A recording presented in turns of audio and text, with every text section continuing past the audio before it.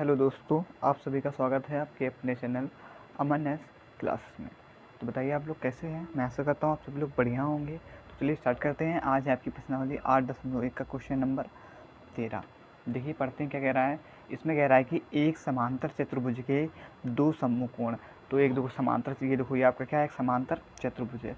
ठीक है, क्या है, एक समांतर चतुर्भुज। समांतर चतुर्भुज में क्या होते हैं, इसकी जो आमने सामने भुजा होती हैं, ये भुजा इसके बराबर होते हैं और ये वाली भुजा इसके बराबर होती है। ठीक, बात क्लियर है ना। तो देखो क्या कह रहा है, सम्मुख कोण क्रमशः 3x-2। तो सम्मुख कोण क्या होते हैं, मतलब ये इसका सम्मुख कोण है, मतलब ये इसके सम्मुख मतलब बराबर, और ये वाला कोण इसके सम्मुख है। ठीक है, तो वही कह रहा है कि सम्मुख कोण क्रमशः क्या क्या है, 3x-2 और 50-x है। दो हमें सम्मुख कोण दिए गए हैं। ठीक है, और आगे पढ़े तो चतुर्भुज की प्रत्येक कोण की माप ज्ञात करो। तो हमें चतुर्भुज के प्रत्येक कोण, तो ये सारे क्या है, ए बी, ये और ये, इन सब की हमें क्या ज्ञात करनी है, माप ज्ञात करनी है।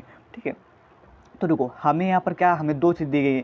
क्या दी गई है कि चतुर्भुज के दो सम्मुख कोण के मान। तो हमें इसके जो सम्मुख कोण, मतलब या तो हम AC को, ये देखो इसका एक सम्मुख कोण AC है और एक सम्मुख कोण क्या है, BD है। ठीक है, तो या तो आप चाहो तो एक AC को, मतलब A को 3x-2 मान लो और एक को C को 50-x, या तो अगर आपका मन हो तो यहाँ पर D को 3x-2 और 50 को B को 50-x मान लो। ठीक है, तो हम लोग यहाँ पर A को सम्मुख कोण दोगे ना, तो यहाँ पर इसको मानेंगे 3x-2। ठीक, मानेंगे नहीं, मतलब ये यहाँ पर लिखेंगे। ठीक है, सम्मुख कोण दो दिए गए तो वही लिख दिया, यहाँ पर 3x-2 और यहाँ पर 50-x। ठीक है, अब इसकी सहायता से हमें सारे कोण निकालना है। ठीक है, देखिए तो हमने लिख कर लिया। ठीक, अब हमें इसी की सहायता से सारे कोण निकालना है। तो चलिए अब सवाल को देखते हैं। देखो सबसे पहले हमें जो दिया गया है वो लिख लेते हैं। तो दिया है, अब हमको क्या दिया गया है, हमको दिया गया कि एक समांतर चतुर्भुज। तो ये लिखते हैं कि ABCD क्या है, समांतर। ये ABCD क्या है, समांतर चतुर्भुज।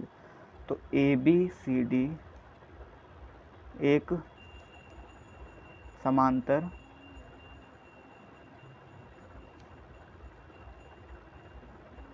चतुर्भुज है। क्या है, ABCD एक समांतर चतुर्भुज है।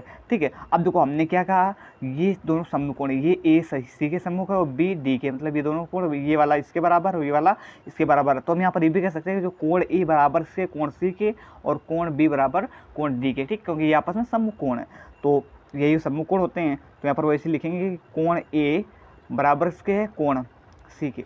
ये वाले कोण, ये वाला इसके जो तिर्यक होता है, ये वाला कोण इसके सम्मुख होता है, ये वाला कोण इसके सम्मुख होता है। तो कोण A बराबर कोण C कामा कोण B बराबर इसके हो जाएगा कोण D के। ठीक, तो जो दिया गया था वो हमने लिख लिया। ठीक, अब देखो इसके बाद अब हमको और जो दिया गया है, हमको सम्मुख कोण दिए गए हैं, तो चाहो तो अब लिख लो, चलो ये आगे कर लेंगे। ठीक है, इतना हमको दिया गया है। ठीक है, इसके मान दिए गए हैं। तो अब देखो यहाँ पर, अब देखो हमें सिद्ध क्या करना है, सिद्ध करना है। तो क्या सिद्ध करना है, हमें सिद्ध करना है कि प्रत्येक कोण की माप, मतलब क्या है कि प्रत्येक कोण का माप, मतलब प्रत्येक कोण का मान ज्ञात करना है। तो कोण A, कोण B, कोण C और कोण D के चारों के में मान ज्ञात करने हैं। तो यहाँ पर हम लिख सकते हैं कोण A बराबर क्या, मतलब कोण A का मान, फिर कोण B बराबर क्या, कोण B का मान, फिर कोण C का मान, फिर कोण D का मान। इन चारों का हमें क्या निकालने हैं, मान निकालने हैं। ठीक, अब देखो अब हम सवाल को हल करेंगे। ठीक है, तो देखो अब देखो ये क्या कह रहा है, सम्मुख कोण है, दोनों क्या है, सम्मुख कोण। तो हमने एक कोण ये सम्मुख, अब एक कोण सम्मुख कोण ये हो गया। ठीक, तो अब इन्हीं दोनों कोण को, ये क्या है, दोनों को बराबर हैं। तो यहाँ पर लिखेंगे कोण A बराबर कोण C। तो कोण A की जगह कितना है, 3x-2। ठीक, और कोण C की जगह कितना है, 50-x। ठीक, अब इनको हल करके अपना x का मान निकालेंगे, फिर इसमें रख करके मान निकालने के लिए देखते हैं क्या करते हैं। तो देखो 3x-2 बराबर 50-x। तो देखो ये 3x, चर एक तरफ लाओ, अचर एक तरफ ले जाओ। तो देखो 3x और ये माइनस का x है, इधर आएगा तो उसका हो जाएगा प्लस का x बराबर 50। ठीक है, और ये माइनस का 2 इधर आएगा तो उसका हो जाएगा प्लस का 2। तो देखो 3x में और एक से x जोड़ देंगे, यहाँ पर x कुछ ना होता तो गुणा क्या होता है, एक होता है। तो 3x में एक x और जोड़ देंगे तो कितना हो जाएगा, 4x बराबर 50 में 2 जोड़ेंगे तो कितना हो जाएगा, 52। ठीक, यहाँ तक बात क्लियर हो गई ना। अब देखो x बराबर 52 बटे, देखो ये गुणा में है, इधर आएगा तो किसमें हो जाएगा, भाग में। तो 4 काट दो इसे, तो 4 एकम 4, या कितना बचा, 1, 4 3 12। एक्स का मान हमारे पास क्या आया 13, एक्स का मान हमारे पास कितना निकल के आया 13 निकल के आया। ठीक, तो देखो अब हमारे पास x का मान निकल आया है। देखो अब यहाँ पर हमने कोण ए का मान, कोण ए हमें क्या मिला था 3x - 2 मिला था। यहाँ पर हम इसका x का मान रख देंगे। तो चलिए रख देते हैं x का मान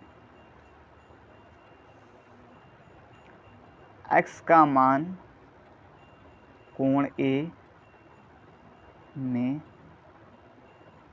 रखने पर, ठीक है। तो x का मान कितना दिया गया 13 दिया गया है, तो कोण ए कितना था 3x - 2, तो 3x - 2, इसमें x का मान कितना है 13, तो 3 × x की जगह 13 - 2, 13 × 39, 39 में 2 जाएगा तो कितना बचेगा 37।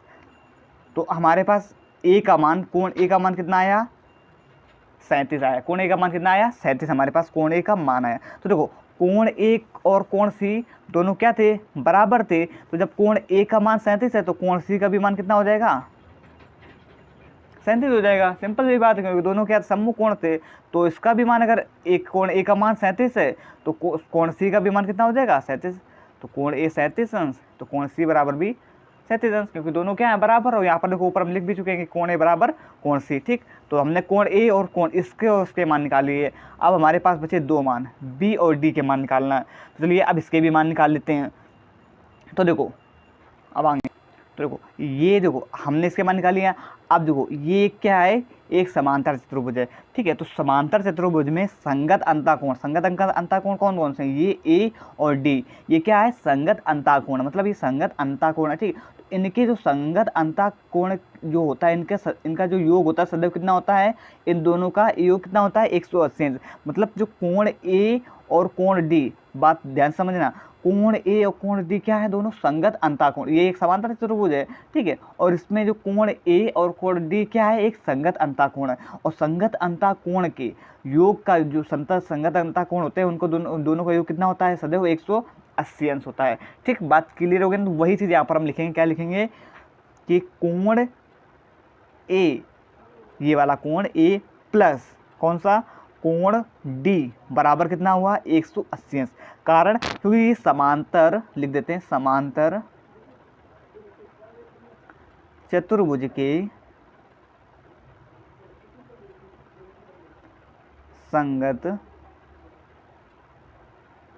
अंतःकोण है। ठीक, क्या समांतर चतुर्भुज के संगत अंतःकोण है। ठीक, यहाँ तक बात क्लियर हो गई ना। तो अब देखो कोण ए का मान हमें कितना दिया गया 37, तो यहाँ पर जो मान दिया गया वो लिख लेंगे। कोण ए का मान 37 प्लस कोण डी का मान हमें पता नहीं निकालना है बराबर 180 अंश। ठीक, तो कोण डी बराबर 180 अंश। अब ये प्लस का है, इधर आएगा तो उसका हो जाएगा माइनस का 37। तो कोण डी बराबर हमें कितना मिला 180 में 37 घटाइए तो कितना आता है 180 में 37 घटाने पर आप घटा लीजिए तो 10 में 7 गए 3, और यहाँ कितना बचा, यहाँ बचा 7, 7 में 3 गए 4, और ये तो कोण डी का मान हमारे पास कितना आया 143 आया। तो हमारे पास जो कोण डी का इसका मान कितना आया 143, और इसके सम्मुख कोण क्या था कोण बी, तो इसका भी मान कितना हो जाएगा 143 अंश।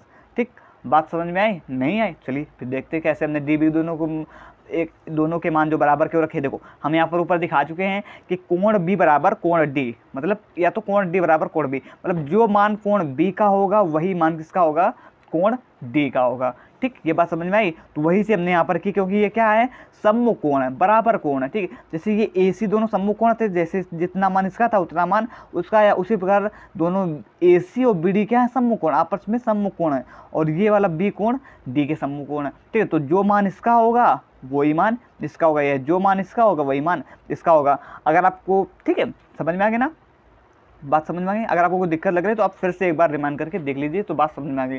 कुछ कठिन सवाल नहीं थे आज के, तो आई होप कि आपको समझ में आ गया होगा। ठीक, तो जो ये आपका हमारे सारे मान निकल चुके हैं, तो इसे हम विस्तार से पूरा लिख देते हैं आंसर में। तो लिख देते हैं यहाँ पर, तो आंसर हमारे पास क्या आया, आंसर आया कोण ए का मान कितना आया 37 अंश। ठीक, कोण बी का मान कितना आया 143 अंश, कोण सी का मान कितना आया 37 अंश। ठीक, ये देखो कोण ए का मान 37 अंश, कोण बी का मान दोनों बराबर थे, तो कोण बी का मान 143 अंश, कोण सी का मान कितना हो जाएगा 37 अंश, और कोण डी का मान भी कितना हो जाएगा 143 अंश। ठीक, बात क्लियर होगी ना। तो आई होप कि आपको सवाल समझ में आया होगा। अगर ये आपको सवाल समझ में आया हो तो वीडियो को लाइक करें, कमेंट करें, शेयर करें, और अगर कोई चैनल में नया हो तो चैनल को सब्सक्राइब करें। धन्यवाद। जय हिंद। Thanks for watching.